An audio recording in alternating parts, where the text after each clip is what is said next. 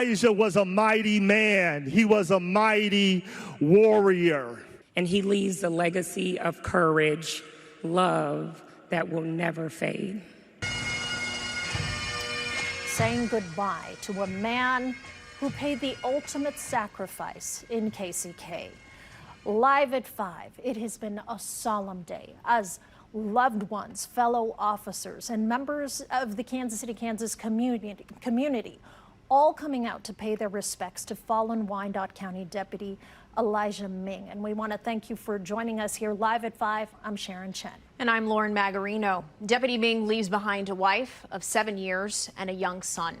We have live team coverage for you from the funeral to the procession. We want to begin with our Zach Summers. And Zach, I mean, we heard from so many today at his funeral. Beautiful stories of Elijah. And as we heard at the top there, you know, a warrior with a big heart.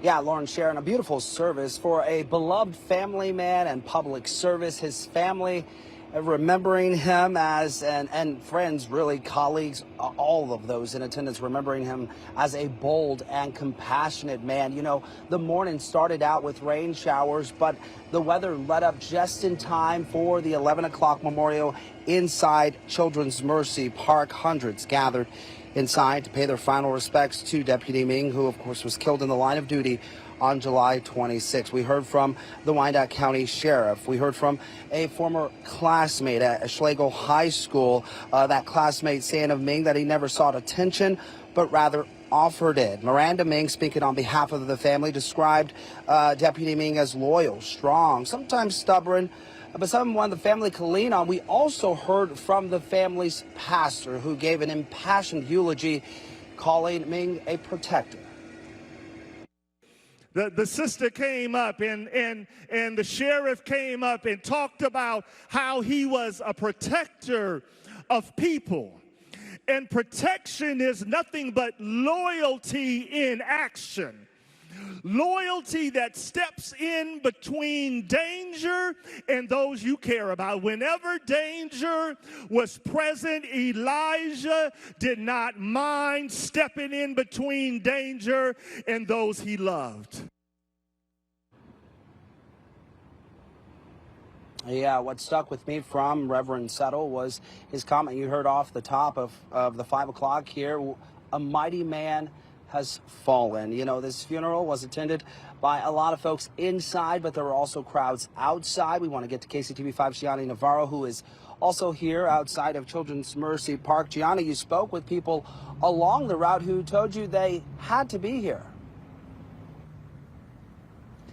Zach, I did. Many people said they made it a priority to attend this funeral service and procession.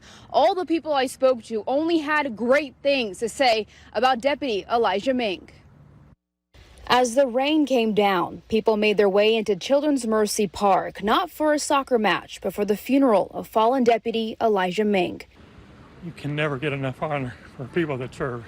Some knew Ming, others did not. But one thing was certain, they didn't want to miss the opportunity to pay their respects.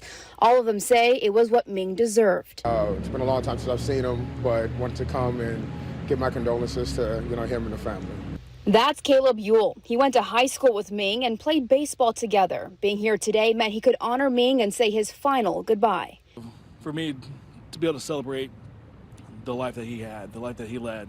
Others didn't personally know Ming, like this gentleman, a retired military officer. He grew up in Wyandotte County and knew many sheriffs, saying he's here because of the brotherhood. It's just here to be here for my brothers and sisters in law enforcement and any first responder and military, really. I try to go to as many as I can, and I was lucky enough to get today off. He says being able to acknowledge the sacrifices Ming made means a lot. It brings me comfort knowing that there are still people willing to put their life on the line. At the procession, a row of American flags could be seen lining the route, while a large flag arch could be seen waving over it as Ming made his last trip. Although Ming's journey on Earth as a deputy has ended, many say his spirit will continue to shine throughout Wyandotte County. Rest well, keep watching over us, all the fellow officers as well, and just we'll try to keep you in our spirit, every day. Zach, and this may be something small compared to all the incredible things that was said about Deputy Ming today, but while I was standing out here, I saw a car that had a sticker, and it was Ming's face that said, "Heroes live forever," and I thought that was pretty special. Back to you, Zach. Yeah, Gianni, I think it's fair to say no gesture is too small in moments like this. Thank you for that report. As she alluded to, there was a procession for Deputy Ming that spanned some 20 miles following the service. Our Ali Espinoza was along that route, joins us now on North 7th Street. Ali, a tremendous show of support today. Yeah, Zach, and so many people came here and shared their personal stories that they had with Deputy Ming and just showed the impact that he had on so many people. We can actually see his memorial right here behind me and how many people actually came after the procession and laid items here. Now, we talked to one man who was actually in jail when he met Deputy Ming. He tells me his name is Justin and he didn't want to show his face. Now, he biked almost 4 miles to get here. He says Deputy Ming changed his life. Another man tells us Deputy Ming trained him when he first got into private security. He was a friend, a brother, a teacher, a mentor. You know, he really stopped me from, being incarcerated. Like one of my best friends. Like he wasn't in uniform, like, you know what I mean? It's like he was in uniform, but it's like he wasn't in uniform, you know? That he would go into the Merck grocery store on 5th Street, and there's somebody, he's ahead of somebody, he would buy their groceries. If they were standing behind him, he would buy their groceries for them. And he seemed like that type of guy. Now, Maroon tells us he is now retired, but Justin actually tells me that he just finished his beginner courses for his criminal justice degree as he actually wants to become a police officer, all because of Deputy Ming. Zach?